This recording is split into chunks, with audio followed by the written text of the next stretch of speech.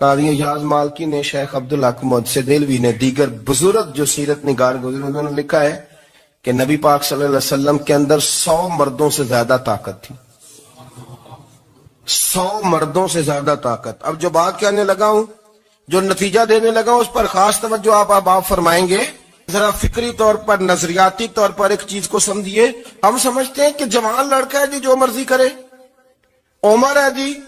آپ ذرا بات پر غور کیجئے گا کہ حضور صلی اللہ علیہ وسلم میں طاقت 100 مردوں سے زیادہ ہے اور حیا کواری لڑکیوں سے بھی زیادہ ہے. ذرا اس بات کا تقابلی جائزہ کیجئے گا کہ طاقت 100 مرد سے زیادہ ہے لیکن حیا کواری لڑکی سے بھی زیادہ ہے. اس کا معنی یہ ہوا کہ جس ٹہنی کو پھل زیادہ لگ جاتے ہیں وہ جھکا کرتی ہے.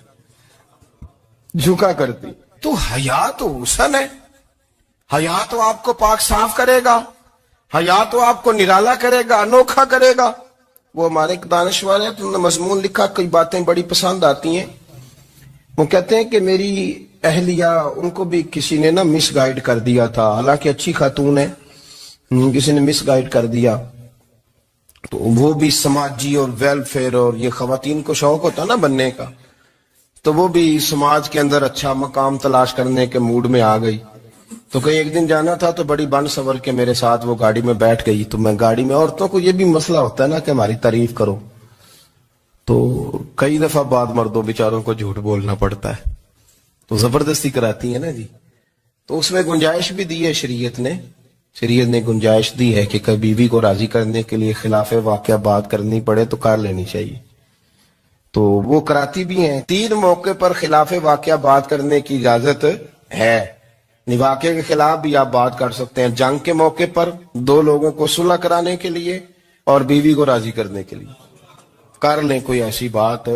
بے شک اپنی طبیعت پہ جبر کر کے کر لے، گنجائش ہے، اجازت ہے.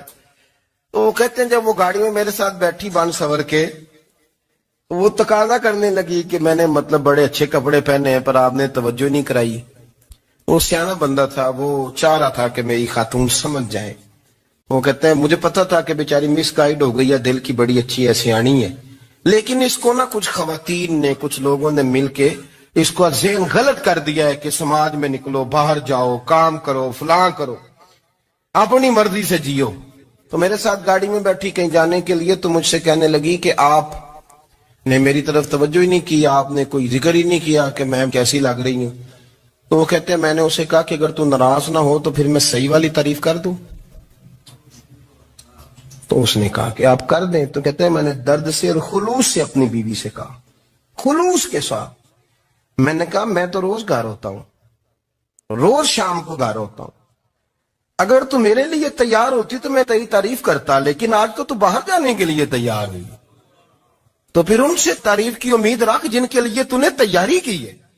میرے لیے تیاری کرتی تو میں تو ہر شام تیرے پاس ہوتا ہوں. کہتے ہو میرے لفظوں میں درد تھا تو وہ بھی رو پڑی اور کہنے لگی آپ گاڑی روک دیں، مجھے باہر جا کے کسی کو راضی نہیں کرنا، میں نے اسے راضی کرنا ہے جس کو رب کریم نے میرا شوہر بنایا ہے اور میرے لیے منتخب کیا ہے میرے ماں باپ کو. میں واپس لوٹتی ہوں. یہ ایک پہلو ہے سلگتا ہوا، اس کو سمجھا جائے.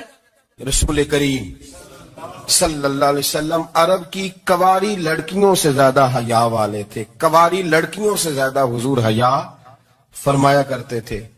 جب خانہ کعبہ کی مکہ شریف میں تعمیر ہو رہی تھی نا، اہل عرب اس کو تعمیر کر رہے تھے، تو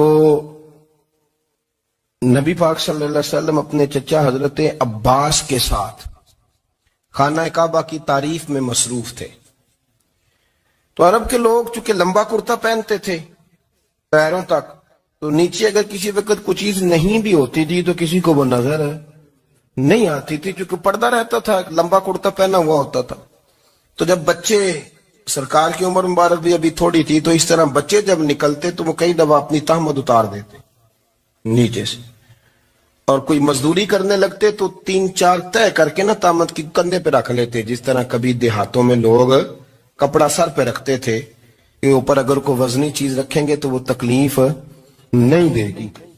نبی پاک صلی اللہ علیہ وسلم بھی سب لوگوں کے ساتھ خانہ کعبہ کی تعمیر میں شامل تھے. تو حضرت عباس رضی اللہ تعالیٰ عنہ نے کہا حضور سے، ابھی اعلان نبوت بھی نہیں فرمایا تھا، بھتیجے آپ بھی تامد اتاریے. یہ صحیح مسلم میں حدیث موجود، اور اس کو کندھے پہ رکھ لیجیے، آپ اینٹیں اٹھا اٹھا کے لا رہے ہیں تو ذرا آپ کو تکلیف نہیں ہوگی.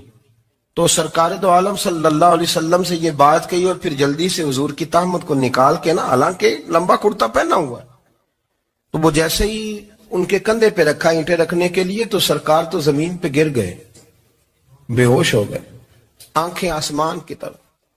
اب پھر حضور پکار رہے ہیں، آزاری آزاری آزاری، میرا تامت دے دو، میرا تامت دے دو. کبھی کوئی شخص اس وجہ سے بھی بے ہوش ہوا ہے کہ میرے وجود سے کپڑا اتر گیا ہے، حالانکہ سرکار پر وہ